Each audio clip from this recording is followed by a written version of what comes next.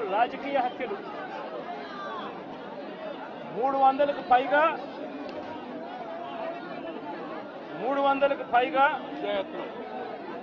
హత్యాయత్నాలు. నిజంగా నేను చంద్రబాబు నాయుడు గారిని ఒకటి అడుగుతా ఉన్నా, ఈ 45 రోజుల పాలనలో ఏకంగా 31 రాజకీయ హత్యలు జరిగాయి. 31 కూడా కాదు, ఇక్కడికి రాకముందు మా వాళ్ళు నాకు చెప్పిన సంఖ్య 36. 45 రోజుల్లో దాదాపుగా 300కు పైగా హత్యాయత్నాలు.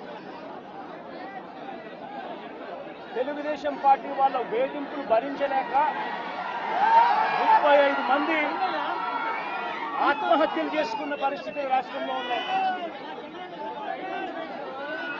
560 చోట్ల ప్రైవేట్ ఆస్తులను ధ్వంసం చేశారు. ఇంట్లో చొరబడుతున్నారు, ఆస్తులను ధ్వంసం చేస్తా ఉన్నారు, షాపులను కాల్చేస్తా ఉన్నారు. వైఎస్ఆర్సీపీ సానుభూతి పరుల చీనీ చెట్లను నరికేస్తా ఉన్నారు. ఇటువంటి ప్రైవేట్ ఆస్తులు 560 చోట్ల ప్రైవేట్ ఆస్తులను ధ్వంసం చేశారు. 490 చోట్ల ప్రభుత్వ ఆస్తులను ధ్వంసం చేశారు. 490 చోట్ల ప్రభుత్వ ఆస్తులను ధ్వంసం చేశారు. ఇవి కాక 1000కి పైగా దౌర్జన్యాలు, దాడులు. 1000కి పైగా దౌర్జన్యాలు, దాడులు.